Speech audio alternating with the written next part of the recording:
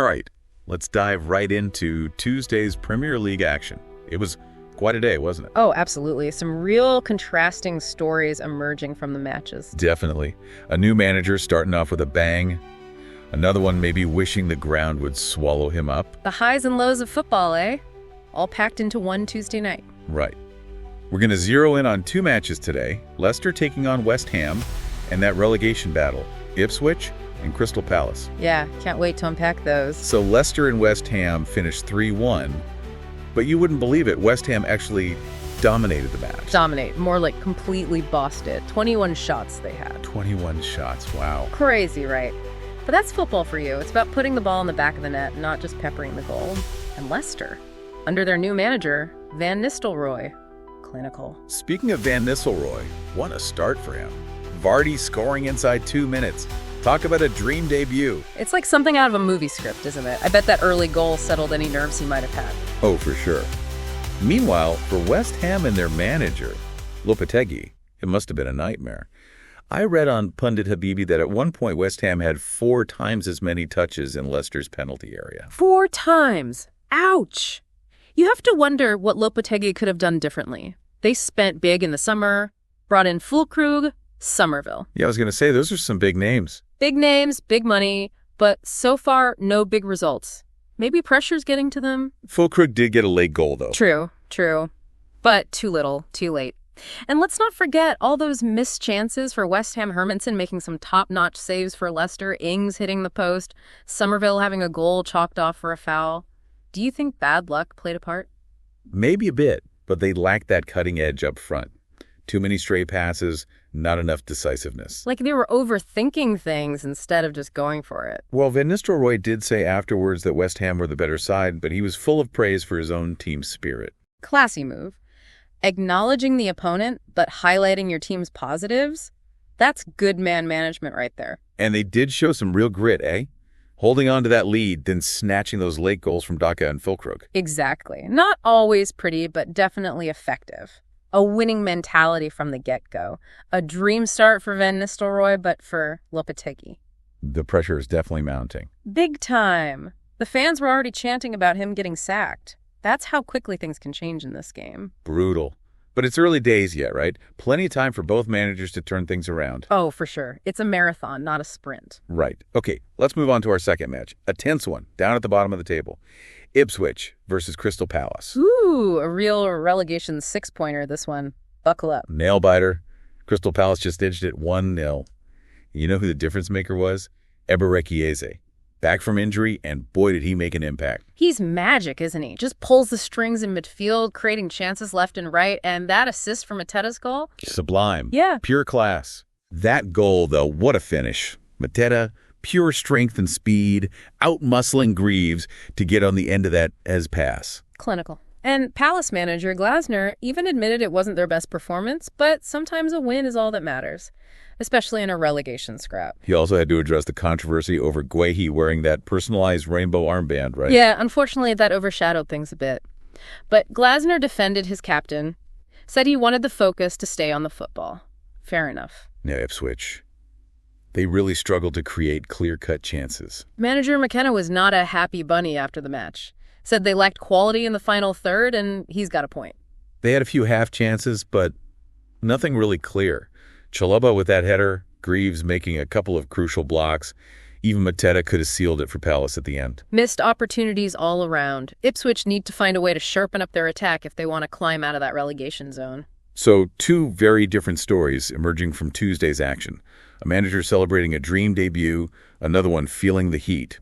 Yeah, a real reminder of how quickly things can change in football. 1 minute you're the toast of the town, the next you're on the chopping block. Makes you think, doesn't it? How one game can just turn a manager's world upside down. Van Nistelrooy's probably walking on air right now, and Lopetegui's got to be feeling the pressure. And both of them brought in to try and steer their teams away from relegation. It's what makes the Premier League so unpredictable. You never know what's going to happen next. Right. Keeps you on the edge of your seat, week after week. But speaking of surprises, how about that Vardy goal right off the bat against West Ham? Less than 2 minutes in, really took the wind out of their sails. Vardy's a predator, isn't he? always sniffing at a chance. And Van Nistelrooy seems to have given Leicester's attack a new lease of life. They were quick, direct, ruthless. Yeah, they took their chances, Mm-hmm. which is more than you can say for West Ham. Pundit Habibi called it a tale of missed opportunities. Do you think they were just unlucky, or was there something more to it? Well, a bit of both, maybe. But I think their passing wasn't sharp enough, and their decision-making in the final third. Yeah, they were hesitant, almost. And Leicester seemed to have their number tactically. They knew how to exploit West Ham's weaknesses. Let's talk tactics. We'll shift gears to Ipswich and Crystal Palace. McKenna, the Ipswich manager, likes to keep possession, but it didn't really work against Palace's defense. Palace, under Glasner, they're a tough nut to crack. They're happy to sit back, soak up the pressure, and then hit you on the counter. And with Eze back in the team. Oh, yeah, Eze. What a difference he made. He just ran the show, didn't he? Absolutely. Every time he got the ball, you felt like something was going to happen. He just glides past players. He was playing with a different intensity, I felt. Well, he's just come back from injury, so maybe he had a point to prove. And that assist for the goal, perfect example of his vision and precision. And Mateta, too. Mm-hmm. Maybe not the most glamorous striker, but he knows where the goal is. Strong, quick, clinical finish. Classic number 9, right place, right time. And those are the goals that win you games, especially in a relegation battle. Meanwhile, Ipswich, you have to feel for them a bit. They had their moments, but couldn't quite find the back of the net. Their passing was pretty, but it didn't really penetrate. Palace's defense was well organized, and Ipswich just couldn't break them down. McKenna wasn't happy about their lack of quality in the final third. Think that's something they can fix in the January transfer window? Or are there deeper problems? Maybe a bit of both. They could definitely use some reinforcements up front. But they also need to find a way to be more incisive with their passing, their movement. Maybe a change of formation would help. Or maybe some different personnel. It's going to be an interesting battle for survival for both Ipswich and Crystal Palace. Two decent teams, but with their own weaknesses. Oh, yeah, this relegation fight's going to go right down to the wire. Every point is crucial. Every goal could be decisive. Every match is a potential turning point. And it's not just about the players. The managers are under the microscope, too. Van Nistelrooy's off to a flyer, but can he keep it up? And can Lopetegui turn things around at West Ham before it's too late? That's the beauty of it all, isn't it? The pressure, the high stakes, the managerial merry-go-round. Never a dull moment. It's like a game of chess, really. Managers out there trying to outsmart each other, Yeah. always making adjustments, taking gambles. Absolutely. And sometimes it just comes down to moments of individual brilliance, like we saw on Tuesday.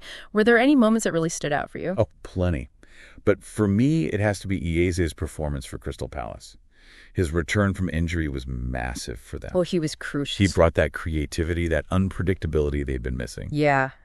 And that assist for Mateta's goal, just perfect. Sublime. Weighted it perfectly, like he knew exactly where Mateta was going to be. And Mateta, too. Not always the prettiest player, but he's a real handful. Strong, quick, and he knows how to finish. Absolutely. And while we're talking about strikers, what about Vardy? Still got it, hasn't he? Never write him off. That goal against West Ham was vintage Vardy. Instinctive, sharp, clinical. He's a constant threat. Always lurking, waiting to pounce. And for Van Nistelrooy, the perfect start gives you that early cushion to build on. And Van Nistelrooy's tactics were impressive, too. His team was so organized, so disciplined, and they were lethal on the counter. Yeah, he had a plan, and it worked perfectly. Still early days, but there are definitely some positive signs for Leicester under Van Nistelrooy. They look like a team reborn, playing with confidence, belief. Night and day compared to West Ham, where Lopetegui's feeling the heat. They spent a lot of money in the summer, but Still struggling to find their form. the fans are getting restless. And you can tell Lopetegui's frustrated. He needs to get those big money signings firing and fast. Otherwise, he might not be around for much longer. And we can't forget about the controversy surrounding Kehi's armband.